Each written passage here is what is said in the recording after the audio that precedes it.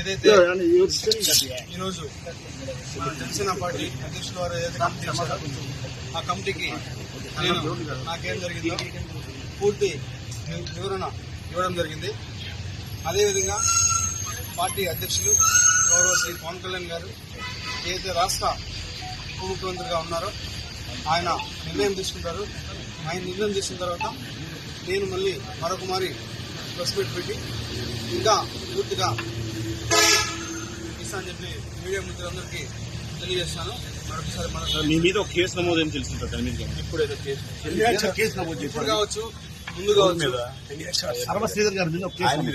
ఇప్పుడు కావచ్చు, ఇంకా ముందు కావచ్చు, లేకపోతే ఇంకా రాబోయే గంటలు కావచ్చు, రోజులు కావచ్చు, ఎన్ని కేసులైనా ఎదుర్కోవడానికి నేనున్నాను.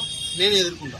వాళ్ళు 100 కేసులు పెట్టినా కూడా నేను వాళ్ళకి క్లారిటీగా విత్ పిన్ టు పిన్ ఇప్పుడు ఏదైతే కమిటీకి ఇచ్చానో అదే విధంగా నేను మళ్ళా కోర్టుకి కావచ్చు, లేకపోతే ఇంకేదైనా కమిటీకి కావచ్చు, చట్టపరంగానే నిర్ణయాలు తీసుకోవాలని చెప్పి నేను ఈరోజు ఈ మీడియా మిత్రులందరికీ తెలియజేస్తాను. నాకు ఎవరైతే ఆ వ్యక్తికి జరిగిందో పూర్తిగా ఇది వ్యక్తిగత విషయం. దయచేసి ఎవరు కూడా పార్టీలకి రుద్దొద్దు. ముఖ్యంగా జనసేన పార్టీ అనే పేరు ఎత్తకుండా వ్యక్తిగత జరిగిన విషయం కాబట్టి వ్యక్తిగతంగానే నేను కమిటీకి సబ్మిట్ చేస్తాను. కమిటీ ఏదైతే మన పార్టీ చెప్తారో అదేవిధంగా పార్టీ కూడా నాకు చెప్తారు. ఆ చెప్పిన విధంగా తర్వాతే నేను ముందుకెళ్తాను. ఎందుకు కాంట్రవర్సీ చేస్తున్నారు మీరు ఎంత కాంట్రవర్సీ చేస్తున్నారు? సార్ ఆయన మళ్ళీ రెగ్యులర్ గా ఎప్పుడు వస్తున్నారు?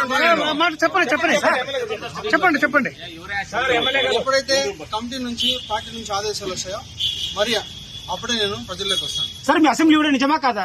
అసెంబ్లీ వీడియో మీరు నిజమా కాదని మీరు చూశారు. దానికి కూడా నేను కమిటీకి ఒక క్లారిటీ ఇచ్చాను. ప్రూఫ్స్ కూడా సబ్మిట్ చేశాను. కమిటీ ఏదైతే డెసిషన్ తీసుకున్న తర్వాత మళ్ళీ నేను ఒకసారి ప్రెస్ మీట్ పెట్టి ప్రతి ఒక్క మీడియా మిత్రుడికి నేను విడమర్చి